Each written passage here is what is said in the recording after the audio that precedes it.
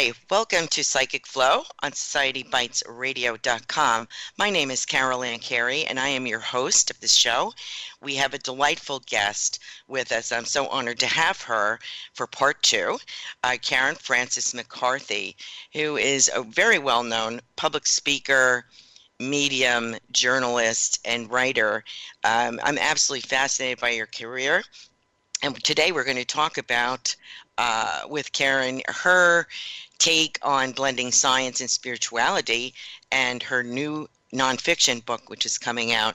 Karen has won many awards and has worked on TV with Deepak Chopra and several other articles, of which I really love, and her book, The Other Irish. Fascinating work.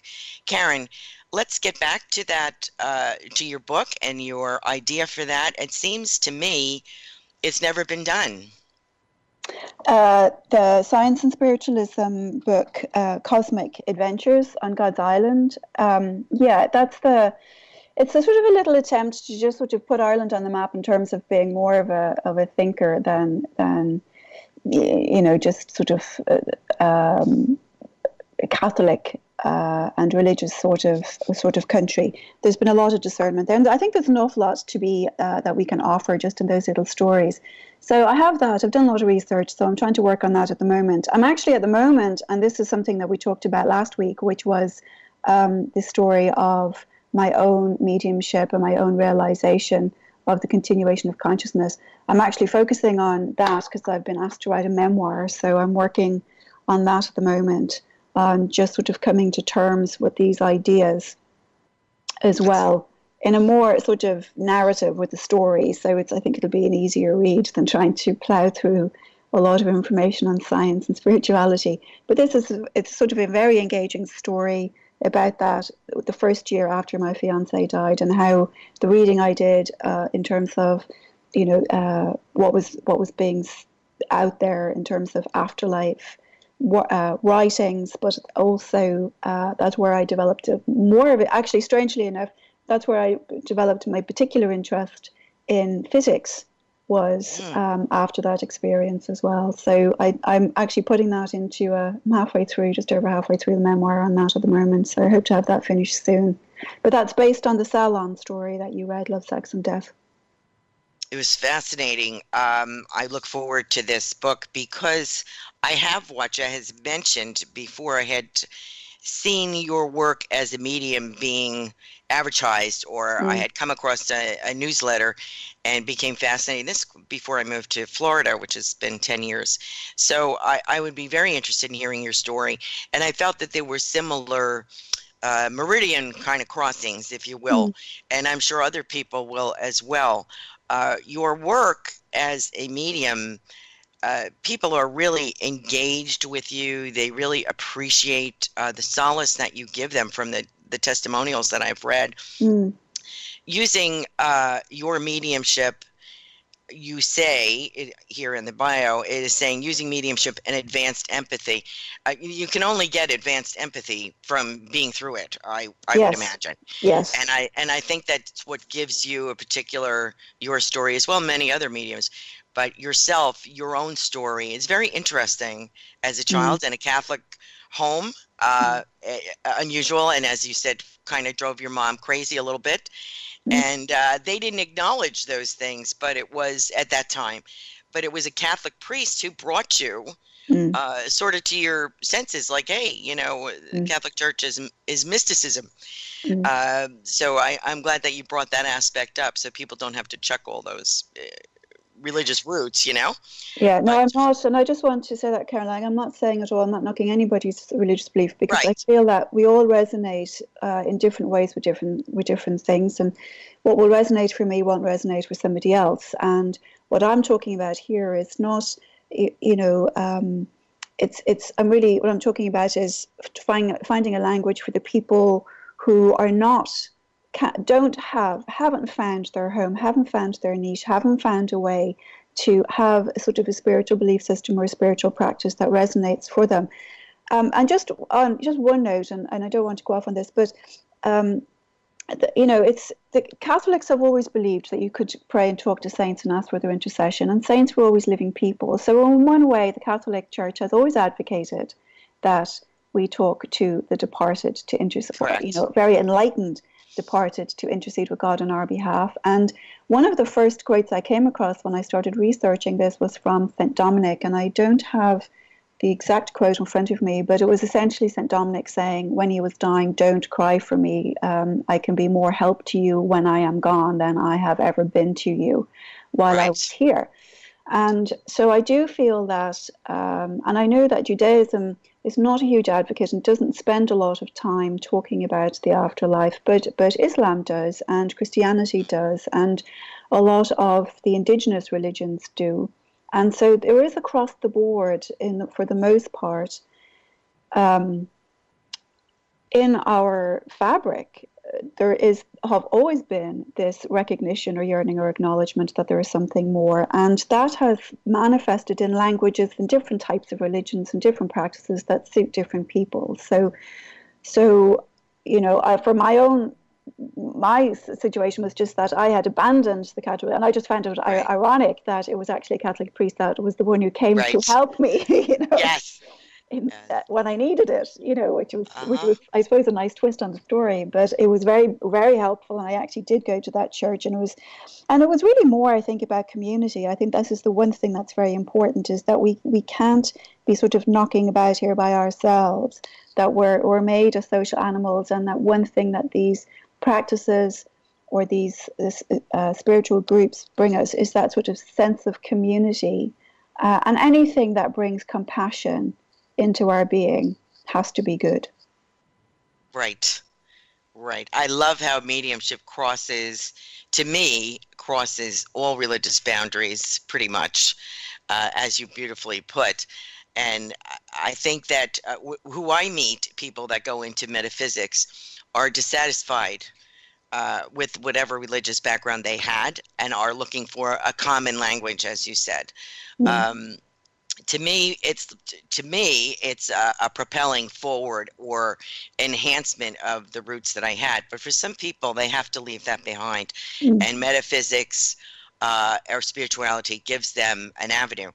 And I think that your teachings really help with this, and I hope you're planning to do more. I noticed that you're doing an online class for Arthur Finley. Yeah. That's fabulous. Mm. Yeah, that's really exciting, actually. The college in London, the Arthur Finley College, is a world-renowned college Yes. of mediumship, and the teaching there is just absolutely superb. It's not just in terms of the integrity of the teaching, it is very, very high on ethics and how we treat people, and understanding the bereaved, and getting our own ego out of it, and healing our own issues to get ourselves out of the way, because that's a very important thing with mediumship, is that we deal with our own baggage first so that we don't project that onto somebody else. And so that's been a very, very large part of my work for the last 8 years. It's not just been my own mediumship or writing, but actually my own healing, so to really try to be helpful to other people. But the college and the president of the Spiritualist National Union, which is the governing body of the college, David Bruton, has a very keen interest in science and experiment and testing phenomena, and really, these sort of things that I've been talking about, and I mentioned last week, Eben Alexander was talking about, of being able to find a language that bridges these two areas, so that we're not seeing science and spirituality as separate things, but just two aspects of the same thing. And so the college has a lab now. They're just outside London. And while I was there last year, I was doing assessments for accreditation there, and I cornered David Bruton, as he says, in the corridor, and I said, we really, really need to do this. And so the college, or the SNU, which governs the college, has an online forum, the SNUI. And I came up with the idea of taking the work that they were doing at the college in the lab and starting to discuss these issues once a month in this initiative, the Science and Spirituality Initiative, to start sort of looking at moving The thing about spiritualism, for one thing, was that it was originally, when it came into being in the mid to late 1800s, it was the religion that was very focused on science. There was a lot of Arthur Conan Doyle, Alfred, Right. Russell Wallace. There were a lot of scientists, Oliver Lodge, that were very interested and involved in this, and testing and experimenting with phenomena was the key part of it. And unfortunately, so much sort of fraudulence got so much publicity that it sort of torpedoed it. But it was originally at the Right. forefront of these concepts, and it's something that the college is trying to bring back. And so I said, well, why don't we put it online and have this? I have these, monthly webinars. We can invite people in to talk. So we just started. We've had 3. They've gone really well, and we are now. We were going to have Professor Chris Rowe from the University of Northampton next week, I think, or 2 weeks, coming in to talk to us about parapsychology and mediumship. And we had Kim Conway, licensed social worker, last month talking about the differences between clairaudience and schizophrenia.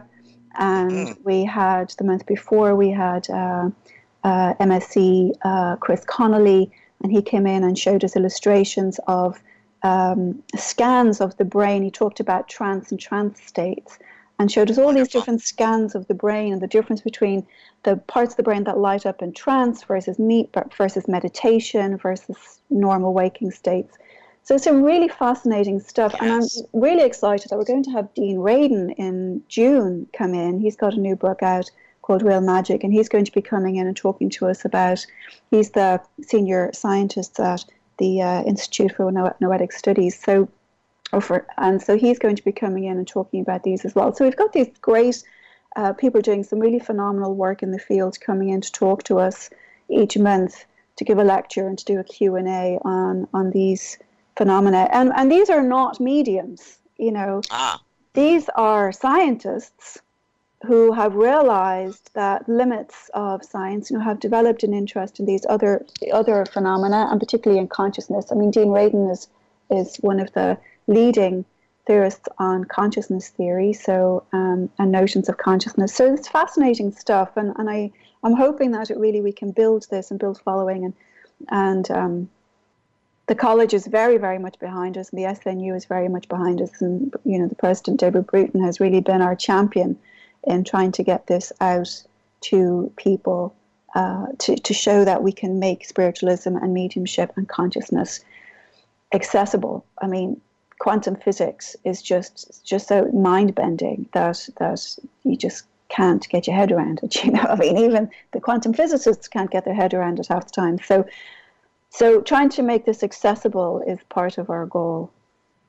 Do you think that will be the science aspect, or a measurement, or how would this be applied to new mediums coming up, training at Arthur Findlay, for example, or the SNU International School online? How would they be able to apply some of these concepts? How do you feel this is going to impact?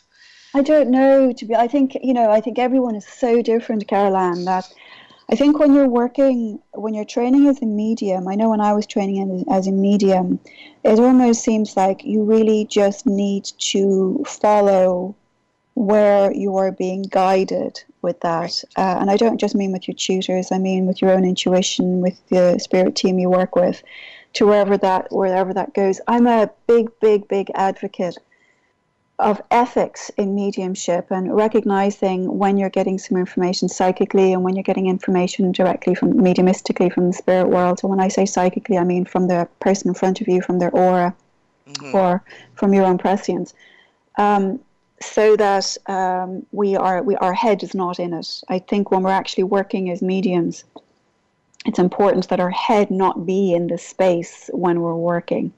Correct. Because we really just want to sort of step aside. At least this is how I work as a medium, is I really just, my focus for that period of time is just on serving the person in the spirit world that is communicating with me as best I can. That's my responsibility. And so I just try to really create the space for them to communicate, and sort of try to just get my head and get me and my ego and everything else out of the way, and let them, and just give voice to their story, so that they can say what it is that they want to say to their loved one who's sitting in front of me. And for that period of time, that's all there is to that, because that's what that hour or half hour, whatever it is about, is just having the integrity, the honesty, and the ethics, and the ability just to be able to let them speak and not be pressured by anything else. And so I don't lecture or teach or anything like that when I'm actually working as a medium, right, in terms of doing a contact for somebody. There's no way that you could measure, frankly, how much that message means to your sitter or to your recipient, because I have seen it. Isn't that correct? It's changing really lives, yeah. And I don't think you can measure that. But I think perhaps more in the trance area, would be more applicable. I'm not sure, but it's all fascinating that it's being accepted enough to be investigated, not just a woo-woo thing, but that it's seriously being taken seriously. So, I commend you for being part of that. And what advice would you give mediums up and coming? Where to start? I get asked that often, like where to start. Should they go to a spiritualist church? Should they go to, not everyone can go to Arthur Findlay, but does SNU International make it more accessible to people beginning? Well, I actually started the whole first year of my training was all on the SNUI's online classes. Wonderful. And from there, I started going to the Journey Within Spiritualist Church in Pompton Lakes in Jersey, which was it was a hike from where I used to live in Brooklyn. It was really a hike from Brooklyn, the traffic, but it was worth it. And that's an SNU church as well, so it was all in the same discipline of teaching, same approach to teaching, same pedagogy. So I did that, but the SNU was really marvelous, and the SNUI was really fantastic help when it's very hard to get anywhere. So I would say to anybody starting out, the first thing to do is to listen to your own intuition. There are some great spiritualist churches out there, and there are some not so great spiritualist churches out there, and there are some great centers and some not great, and some great teachers and some not so great teachers. And so I feel like whatever, my advice would be to question and to discern. And if somebody's saying something to you that doesn't feel right, then don't accept it. If it does resonate, accept it. It's almost like there's fake news in mediumship, just like there is everywhere else. Right. Everybody doesn't have the answer. Nobody has all the answers. So nobody can tell you anything with any great certainty. You really have to learn. I think it's very important to listen to your own intuition, to take what works for you and to not take what doesn't work for you, and to find a good teacher. And for anybody who can't find a good teacher, I would recommend the SNUI is a good place to start. A lot of those teachers from the Arthur Findlay College teach in the States now. I know Mavis Patilla is here, Tony Stockwell, Andy Bing is here. So there are a lot of them traveling around, coming to New York and Chicago and California and different places. Two of the senior tutors actually live up in Canada, in Vancouver. Yeah, Simon James and Brian Robertson, and they come to Utah. And so a lot of those teachers are actually here teaching, will come for a week and do intensives. So that's always a good thing to keep an eye out for as well. And I would say do some reading. I know, and I say this with the caveat of you don't want to be all in your head sort of analysing this, because analysing mediumship while you're doing it is definitely not the thing to do. You really want to try to get into a flow with that. But afterwards, you can sit and review what you did. And I think it always helps to be informed. So I know I started off reading Andrew Jackson Davis, who was one of the first spiritualists in America, some of the work of Edgar Cayce, Silver Birch, that's all channeled information from Maurice Barbanel, who actually I love because he was a journalist as well, and a skeptic. Right. So I love him. But there's been some great, Arthur Findlay himself, who left his college to the Union, has written some fantastic books as well. And I think that, and I know I've mentioned Eben Alexander, he's not obviously a spiritualist or a medium, but he just writes, especially this last book I mentioned last week, I think, The Map of the Heavens. there's some really interesting stuff in there that really bridges this gap, you know, when we come to existential or metaphysical questioning. But I would say for mediums, heal yourself, work on your own issue, work on your intuition, work on any of the issues that you have, any of the baggage that you're dragging around, any fears that you have. It's important, I feel, to really be a good medium and to do honest work, to really deal with ego issues in particular. Anything that gives rise to anxiety or fear, or you need to have that very kind of quiet compassion that comes, I think, from doing a lot of healing, from living just a healthy mind, body, spirit life, from being able to sort of step out of the rat race, from being, or at least being able to observe it for what it is. And so I can't really advocate enough the importance of your own well-being before you come to mediumship. I think if you come to mediumship, and I've seen this many times, people come to mediumship without having healed a lot of their own issues, or without having educated themselves on what is out there and what's been said, and about the afterlife, and about, from various different religions and people outside religion. And what they do is, I've seen them pass on terrific amounts of superstition. I've seen people who haven't healed themselves because they're not healed, they're harming others. And so these are the things we need to be very careful of. So for me, that was very, having been harmed in those situations early on by mediums who hadn't dealt with their own issues. And it comes back to what you said earlier, how taking knocks in your life help to make us who we are. Having had those experiences, I really decided there is no way, if I'm pursuing this work, I really need to get to a place where I have healed so I don't do any harm. If you haven't healed, you will harm. So you really need to heal and deal with whatever it takes, whether it's a Buddhist practice or a meditation practice or seeing a psychiatrist or being in a support group or going to your church or whatever it is. Heal your own soul and heal your own psyche, and make sure that then, as you said earlier, you'll bring that healing from yourself forth, and you'll really be able to heal others. Thank you so much for that. Isn't that the purpose of the Spiritualist National Union, is to create a standard of mediumship? Wasn't that the purpose of everybody on the same page, trying to train certain aspects? Was that the purpose of the union, to give them a voice? Or I was not trained in that tradition, so that's why I'm curious. Yeah.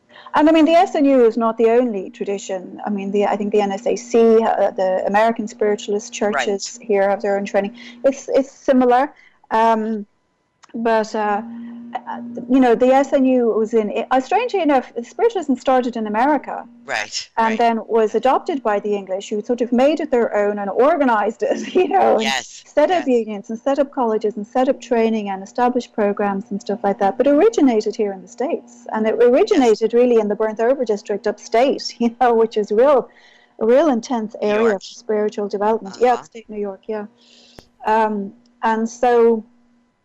Yeah, I really think whatever path you take, I mean, with any religion, and with the SNU and with spiritualism, it goes the same for any religion. Not everything in every religion is going to resonate. And I don't think everything should resonate, because I think we should always be, no matter what we're part of, no matter what spiritual community we're part of, we should always be questioning.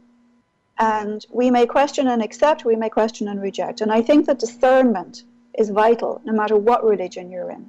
Right. Good word. Absolutely. I feel that you have contributed so much to education of mediums, myself and those up and coming.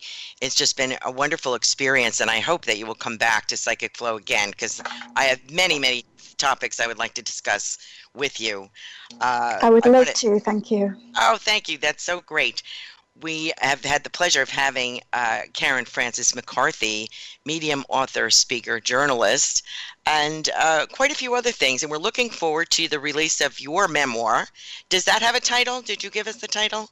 Yeah, well, the working title is Till Death Don't Us Part. Wonderful. And if anybody's interested in any of the work that I do, on my website, Karen Frances Medium, I have a page of resources with recommended reading. I have a YouTube channel with some talks that I've done, and I have a page which of my own writing and my own published works. So if anyone's interested in knowing more, by all means go there and have a little sort of wander about and see if anything there resonates. Yes, I notice you have free guided meditations. Oh, I do, yes. Yes. Tarot classes, appointments, and the testimonials are absolutely, I think, some of the best that I have ever read. Oh, thank you. Very sincere. And you have a humility and an empathy that I really admire very, very much. Thank you. And I thank you today for being with us, taking time out of your busy schedule. We look forward. Is there anything coming up? Any events, any appearances that you're going to be making, or anything coming up that you would like to let our listeners know about? Yeah, I'm going to be over at the Montclair Metaphysical Center in Rutherford, New Jersey. I'm going to be speaking over there on May 19th, and I'm doing actually on, if anyone is on the SNUI or wants to join the SNUI, which is like £30, which is like $30 a year or something, and everything else that is free. I'm doing fairly regularly the Sunday services there as a medium, doing gallery readings, or the Sunday service, divine service, giving 2 or 3 messages, and I do the Wednesday evening of mediumship there, usually about once a month. And then, of course, we have the Science and Spiritualism coming up with Chris Rowe in May and with Dean Radin in June. So that's definitely something I am looking forward to there too. And as soon as I have this memoir done, which I'm hoping will be shortly, I will be back out, and I'll probably be doing more online free events, lectures, message circles, stuff like that. So if anybody's interested in staying abreast of all of those things that will be coming up over the summer, I have a little newsletter you can sign up for, Karen Frances Medium, and I'll keep you all posted on all of those events that are coming up in the New York area and also online. Thank you, Karen, so much for being with us today. And thank you, listeners. Don't forget to listen to Part 1 and Part 2 with Karen Frances McCarthy. Thank you for joining us on Psychic Flow. Have a good day. Thank you, Karen. Thank you, Caroline.